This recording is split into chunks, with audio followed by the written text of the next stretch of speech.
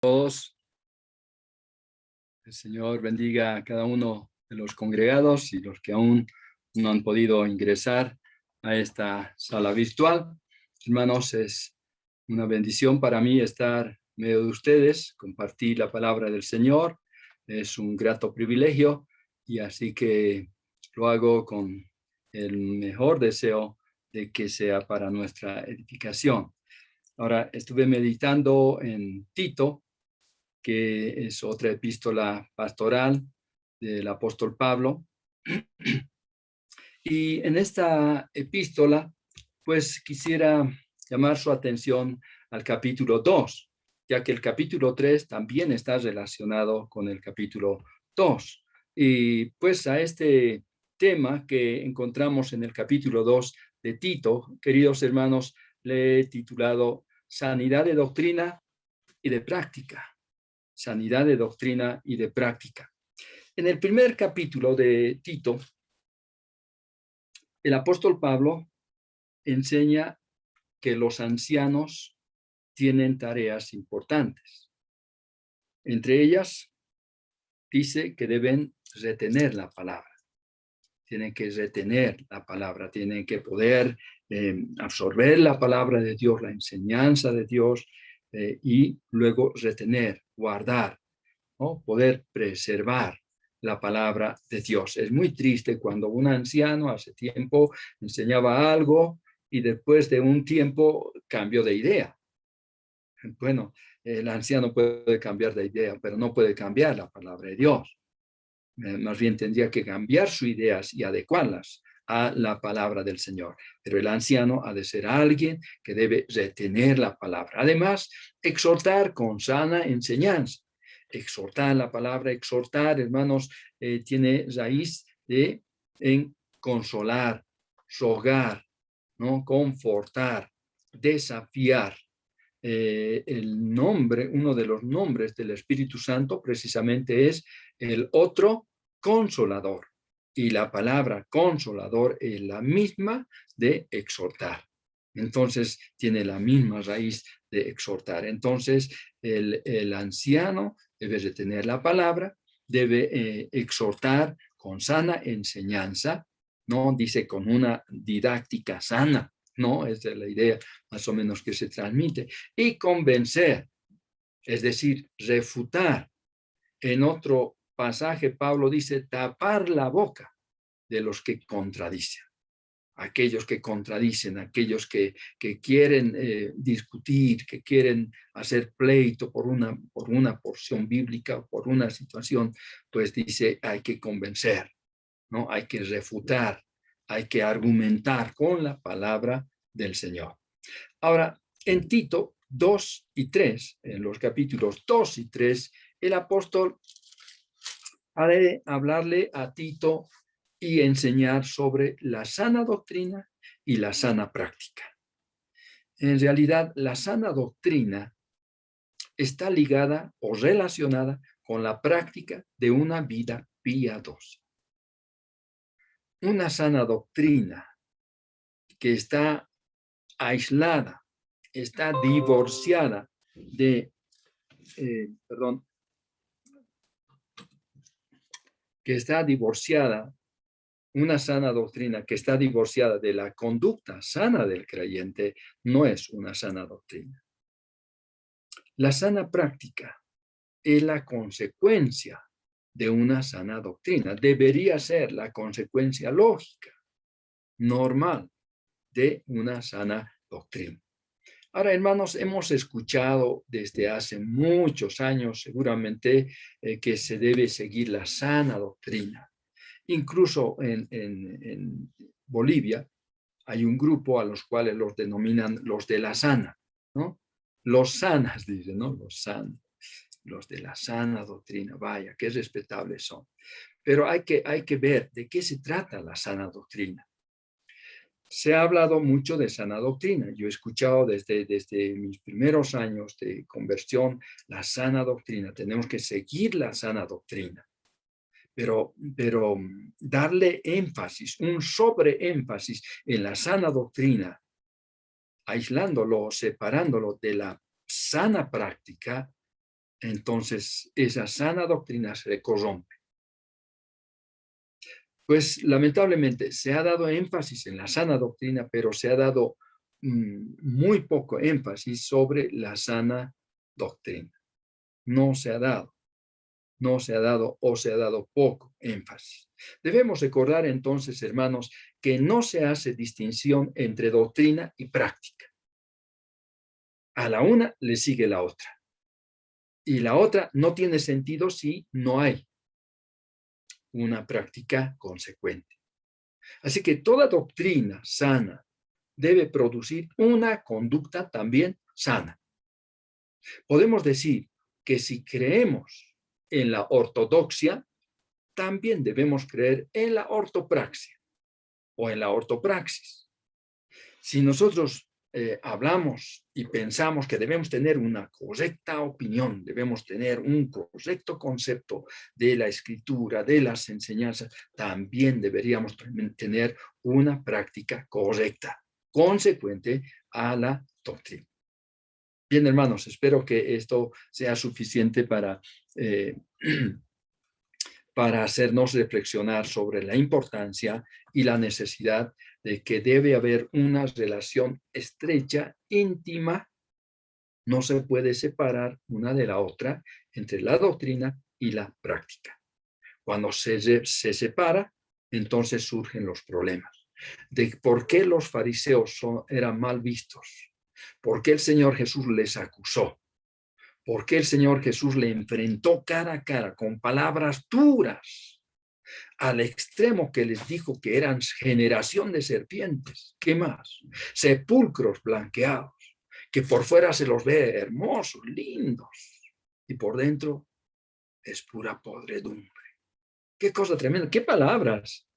Es nuestro amado Salvador, el Señor Jesucristo, aquel hombre lleno de amor, de compasión por las almas perdidas, que les tuvo que hablar tan duramente a estos fariseos y escribas, intérpretes de la ley, por amor a ellos, para sacudir su conciencia, para abrirles los ojos y los oídos, para hacerles dar cuenta de la situación en que estaban viviendo, ¿no? De la calamidad espiritual que tenían dentro y de la profesión externa. Súper, ¿no? Era respetable lo que ellos sabían, eran doctores de la ley, ¿no? Ellos eran eruditos, eran entendidos en las escrituras, pero interpretaban mal porque no sabían aplicarla a sus vidas. Había un divorcio entre la doctrina y la práctica y la conducta. Vamos entonces, el apóstol ha de referirse a los creyentes en diferentes grupos, digamos, categorías de personas. En los versos 1 y 2 se refiere a los ancianos, tanto varones como mujeres. O sea, está hablando de personas, digamos así, adultas de la tercera edad casi. ¿Qué dice en cuanto a los varones? Verso 1. Pero tú, habla lo que está de acuerdo con la sana doctrina. Hermanos, la enseñanza no puede separarse de la sana doctrina, que es una doctrina, es la doctrina revelada en la palabra de Dios, ¿no? Entonces tú habla de acuerdo a la sana doctrina. No podemos apartarnos de las sagradas escrituras. Debemos amarla, debemos obedecerla, debemos enseñarla y compartir con otros.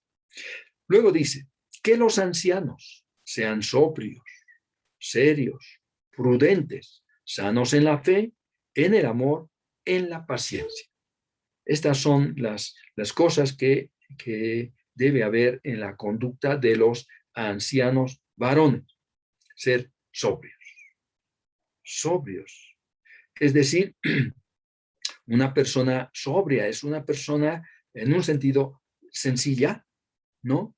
Pero al mismo tiempo totalmente equilibrada, que no tiene extremo ni al un lado ni al otro. Es una persona centrada. Luego dice, serios. Es decir, hermanos, la vida cristiana es muy seria. El compromiso con Dios, el andar con Cristo es algo muy, muy serio. No es una cosita frívola, ¿no? No es una cosita alegre, superficial. Es algo serio, ¿no? el andar con Cristo, el ser, el llamarse cristiano, el servir al Señor, el tomar la Biblia y querer interpretarla y enseñarla a otras, requiere seriedad. Por supuesto, los ancianos deben ser serios. Y además dice, prudentes. Por supuesto, de los ancianos se espera que sean prudentes. Solo de los jóvenes se desconfía de su prudencia. No porque es imprudente, porque le falta experiencia. Pero se supone que los ancianos deberían ser prudentes. Y sin embargo, muchas veces caemos en la imprudencia, hacemos lo que no deberíamos. Y ahí está. Luego dice, sanos en la fe. Fíjense, hermanos, que esta palabra se usa una y otra vez. Sana doctrina. ¿Qué cosa más? Sanos en la fe. No es que la fe sea sana, sino ser sanos en la fe. O sea, nuestra fe, nuestro creer en lo que es la fe, la doctrina de Dios, debe ser también sana, debe ser correcta. En el amor, ¿no? En el amor. ¿Pero qué? También sanos en el amor, en el amor. Y además, en la paciencia, sanos. Interesante que se use sanos para doctrina, pero también para la fe, para el amor, para la paciencia. Y ahora se ha de referirse en el verso 3 a las mujeres ancianas. ¿Cómo deben ser ellas? Las ancianas a sí mismas. O sea, de la misma manera, sean reverentes en su porte, no calumniadoras, no esclavas del vino, maestras del bien, que enseñen a las mujeres jóvenes a amar a sus maridos y a sus hijos, a ser prudentes, castas, cuidadosas de su casa, buenas, sujetas a sus maridos, para que la palabra de Dios no sea blasfemada.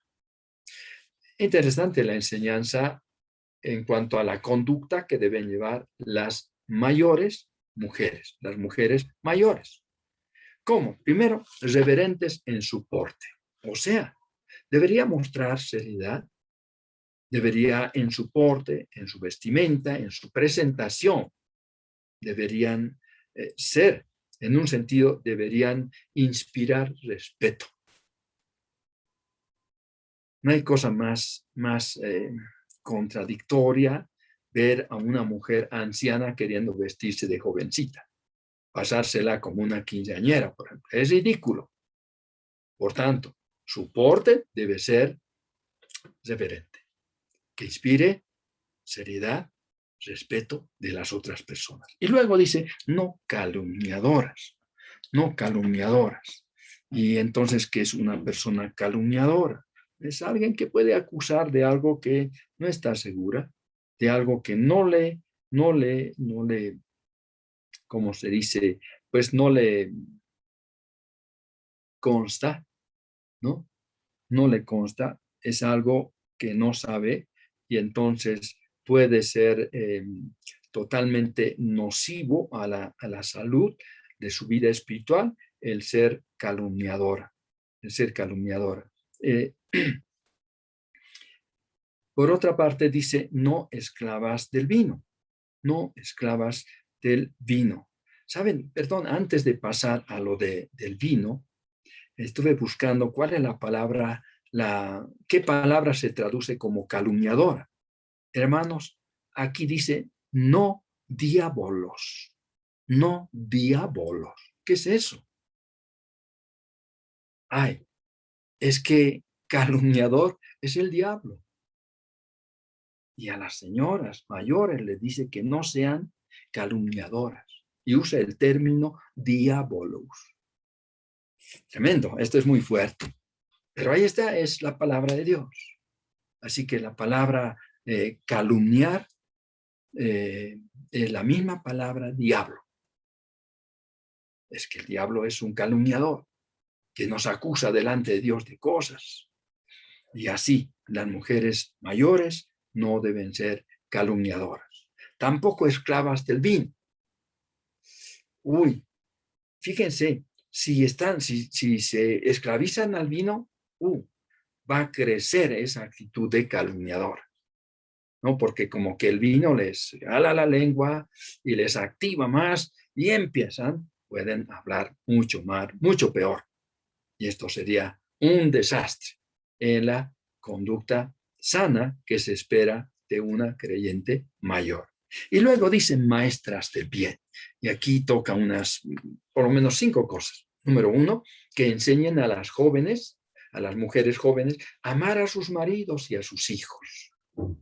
Es decir, tienen que cultivar, tiene que ver con el cultivo de un juicio prudente y reflexivo. Enseñar, la palabra enseñar, es cultivar un juicio prudente y reflexivo. O sea, que tiene que hacerles recapacitar, tiene que hacerle pensar, reflexionar. Fíjate, hijita, no, tú tienes que actuar así y así en cuanto a tus hijos, en cuanto a tu esposo. Vaya, esto tiene que ver con una enseñanza muy práctica, ¿no? Con un juicio prudente y reflexivo, de modo que la persona, la joven, adquiera realmente conocimientos para poder actuar bien como esposa joven en su hogar, ¿no? Ahora, en realidad esta palabra enseñar está basada en el adverbio sobrio, sobrio. Luego, que enseñen a las jóvenes a amar a sus maridos. Luego, a ser prudentes, a ser prudentes. Que no sean imprudentes, es joven. Y un joven siempre puede cometer muchas imprudencias. Ahí está. El que es enseñado, guiado por una persona mayor, puede aprender la prudencia. Y el libro de Proverbios nos habla precisamente el que conozca. Dice, este libro está escrito para adquirir sabiduría, para adquirir prudencia. Y prudencia. Luego dice, castas, que sean castas. Es decir, que sean puras. Habla de pureza moral y fidelidad. Es posible que se refiera a su relación marital, conyugal, con el esposo, ¿no? Que no tenga oídos para ninguna adulación de algún otro varón, ¿no? Eso de los piropos que ni escuche, ¿no? Que tenga pureza, tiene un esposo y entonces debe ser fiel. ¿Qué más? Cuidadosa de su casa. ¿No?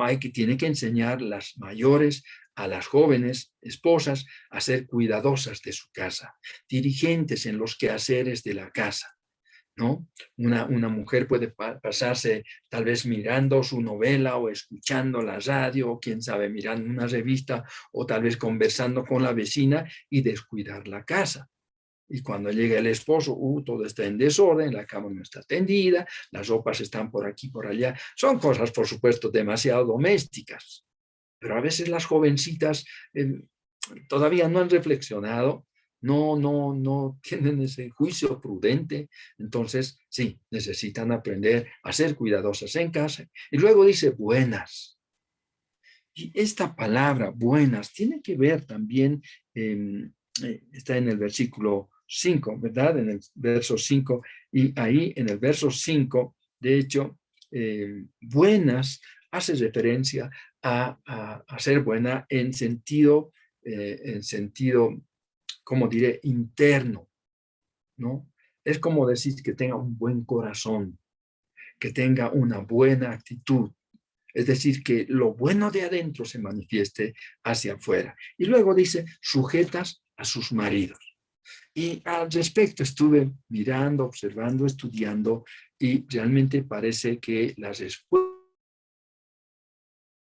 del esposo debe ser positiva de parte de la mujer, ¿no? De la mujer joven. Y esto, ¿quiénes van a enseñar? Son las mujeres mayores que tienen experiencia, que van a poder enseñar a las mujeres jóvenes. Así que las mujeres mayores deben ser maestras del bien y se convierten en maestras del bien cuando ayudan a las jovencitas a hacer cosas, ¿no? Cuando ayudan a las jovencitas lo que otros, el anciano no puede hablar con una joven casada, por ejemplo, de detalles que con mayor libertad puede hacerlo una mujer mayor, ¿no? Todo esto, hermanos, con la motivación, dice, de que la palabra de Dios, al final del verso 5, la palabra de Dios no sea blasfemada, que no sea ofendida, insultada la palabra de Dios. porque es palabra santa, es palabra divina. Bien, ahora de pasar en el versículo 6 a la conducta de los jóvenes. ¿Cómo deben ser los jóvenes? ¿Cómo pueden ellos tener una buena, sana doctrina y también una sana conducta?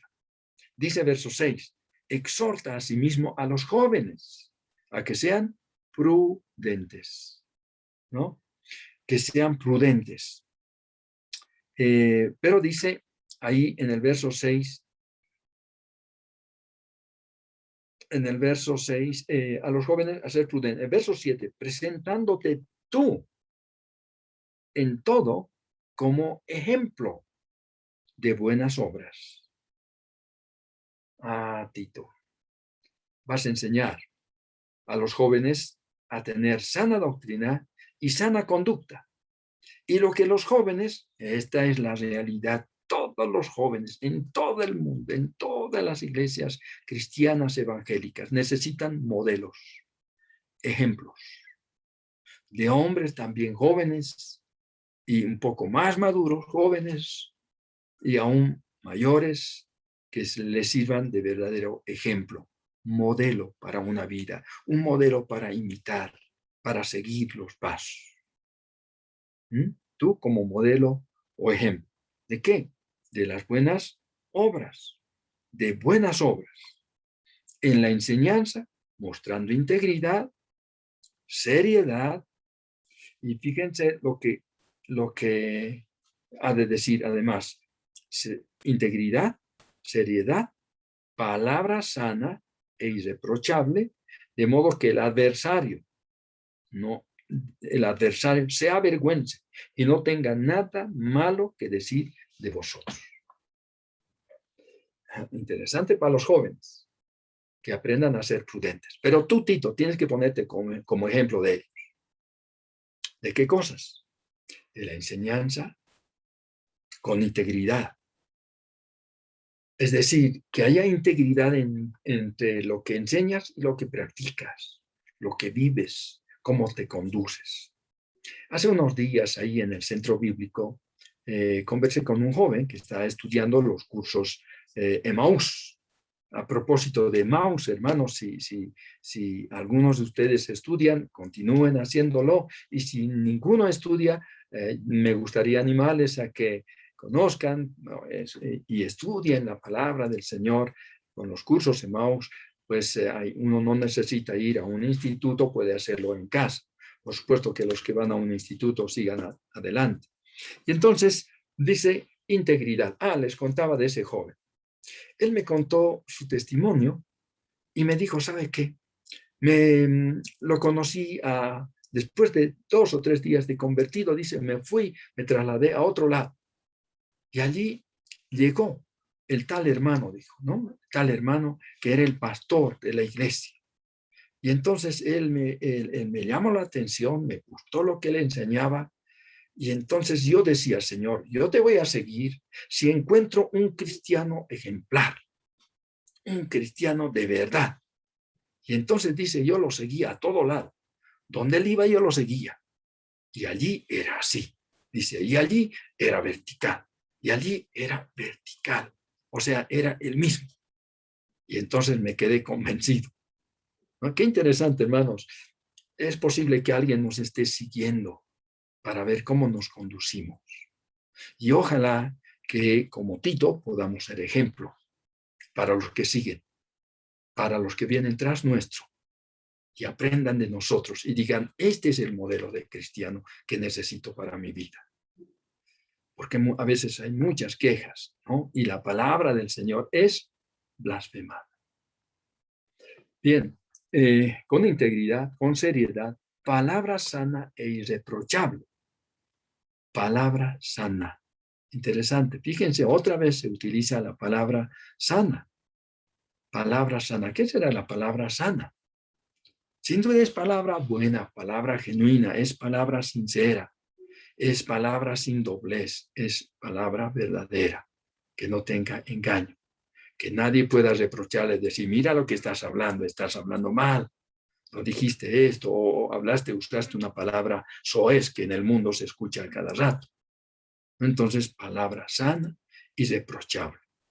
Así el adversario se va a avergonzar y no va a tener palabras que decir contra o decir algo contra un joven, Vamos a los versos 9 y 10 y allí encontramos que también se refiere a los siervos.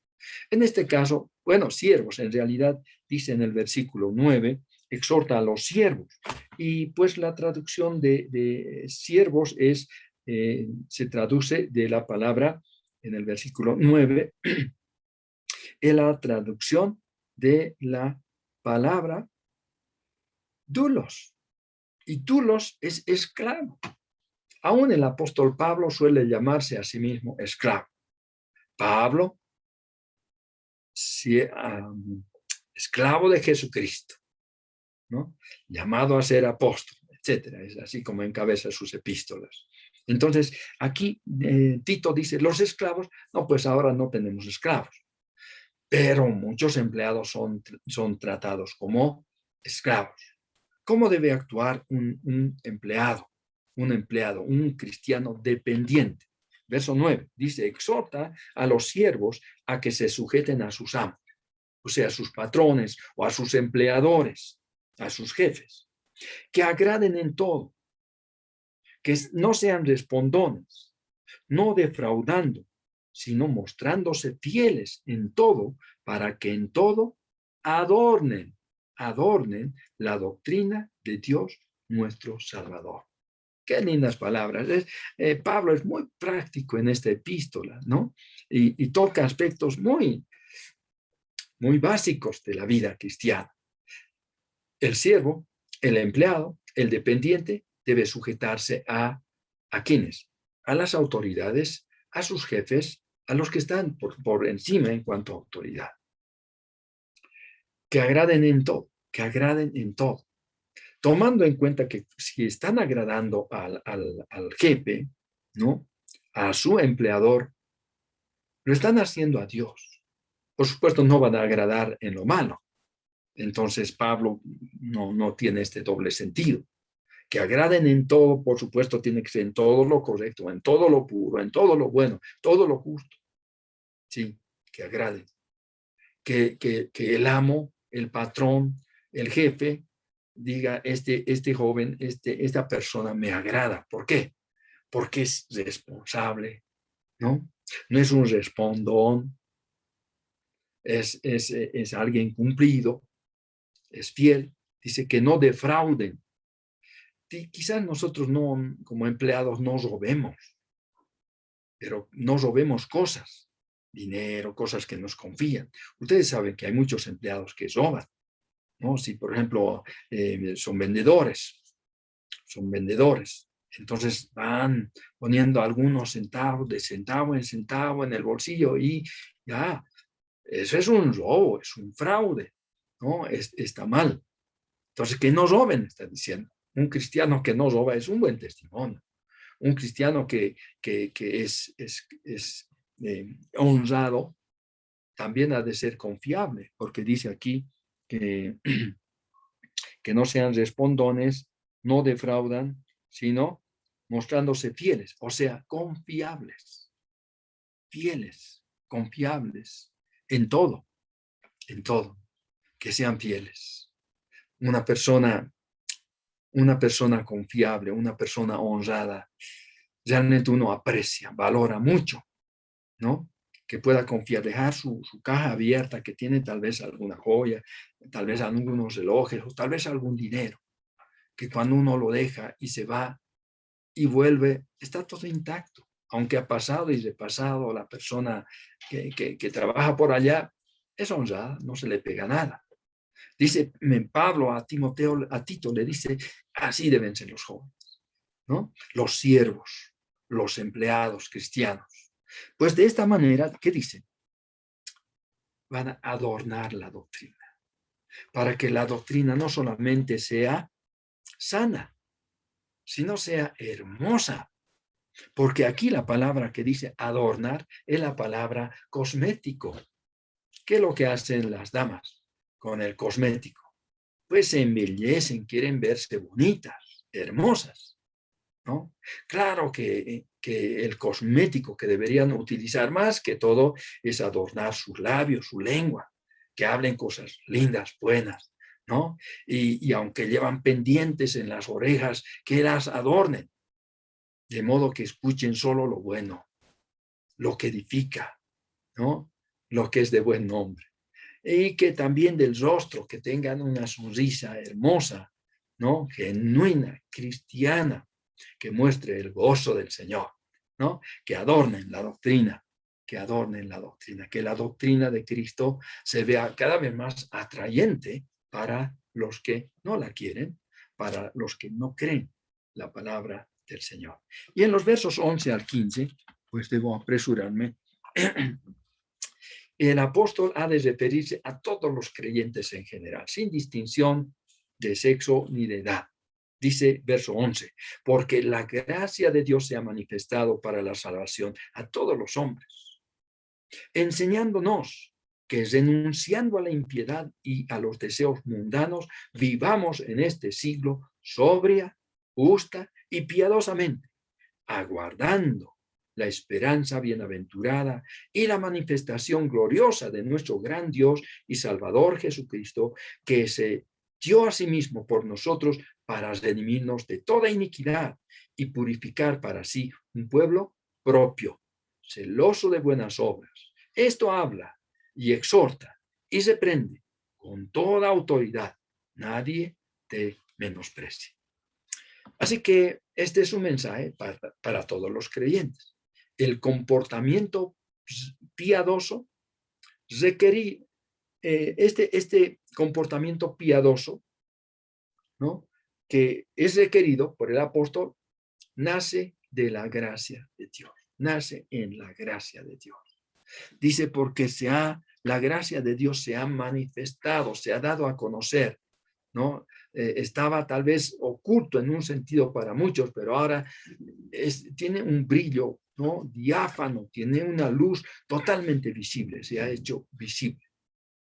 Y entonces debe encontrarse a todos los que profesan ser de Él, ¿no? Esta gracia debe encontrarse en todos los que dicen que son creyentes. Se debe mostrar también la gracia, porque la gracia del Señor se ha derramado en nosotros.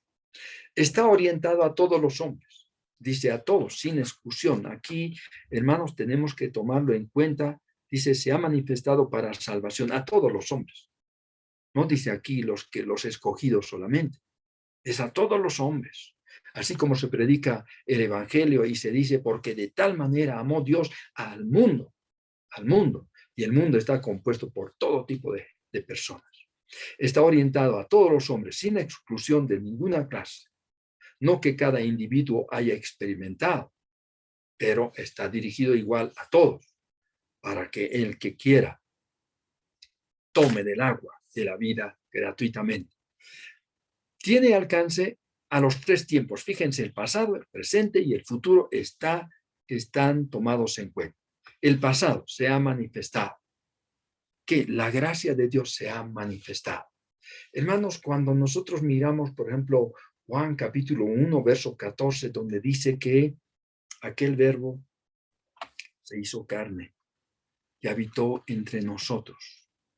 Pero también dice en el verso 17 algo más. Voy a leerles Juan capítulo 1, versos 14 y 17. Dice, y aquel verbo fue hecho carne y habitó entre nosotros, y vimos su gloria, gloria como del unigénito del Padre, lleno de gracia y de verdad. Y el 17, pues la ley por medio de Moisés fue dada, pero la gracia y la verdad vinieron por medio de Jesucristo. Hermanos, Jesucristo es que ha traído, ha mostrado, ha manifestado, ha dado a conocer la gracia maravillosa de Dios. Esto es en el pasado. Y en el presente, que renunciando, dice, renunciando, ¿qué cosa? Hermanos, que renunciando a la impiedad, versículo 12, a los deseos mundanos, ¿no? Que renunciando, ¿qué hacer? Vivamos. El cristiano debe vivir la verdadera vida. Y el Señor Jesucristo dijo, yo yo he venido para que tengan vida y para que la tengan vida en abundancia. Entonces, que vivan, ¿no? Vidas verdaderas y además vidas sobrias, justas y piadosas. Esto es en el presente. Hay que vivir la vida cristiana. Y el futuro dice, aguardando, verso 13, la esperanza bienaventurada. Es decir, la bienaventurada esperanza y la manifestación, la epifanía. Esto es, la epi es sobre, fanos, ¿no? Es el brillo, es la gloria sobremanera que se ha de manifestar. Esta epifanía se manifiesta tanto cuando el Señor lleve a su iglesia como en su segunda venida, cuando Él venga con su iglesia. ¿Pero de quién? Dice, de nuestro gran Dios y Salvador Jesucristo. Qué tremenda. Esta afirmación es realmente una afirmación muy grande, porque está hablando de la deidad indudable del Señor Jesucristo, a quien Pablo se refiere como Dios y Salvador, y le da nombre, Jesucristo. Ahí está la deidad del Señor Jesucristo. ¿Y para qué?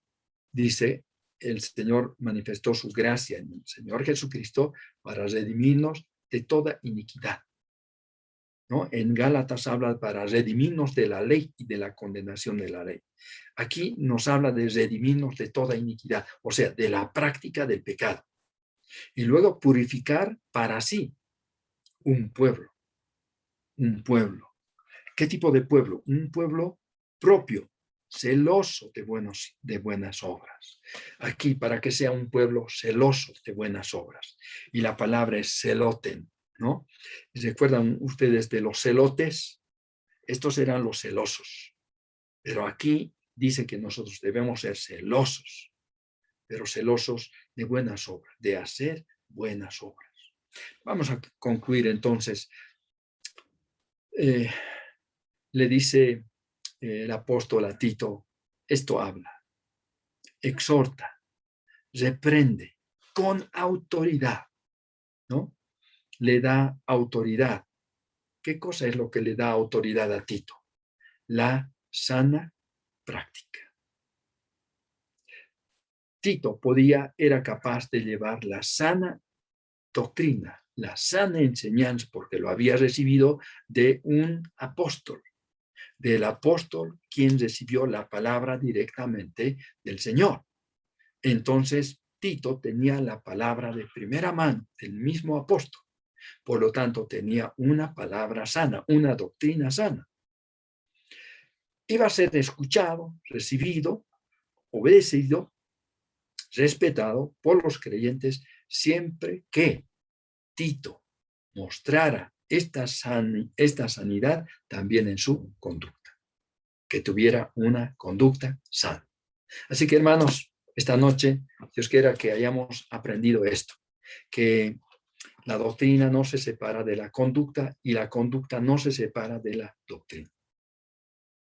Así como nosotros proclamamos la sana doctrina, debemos vivir la sana práctica. Que el Señor nos bendiga, queridos hermanos.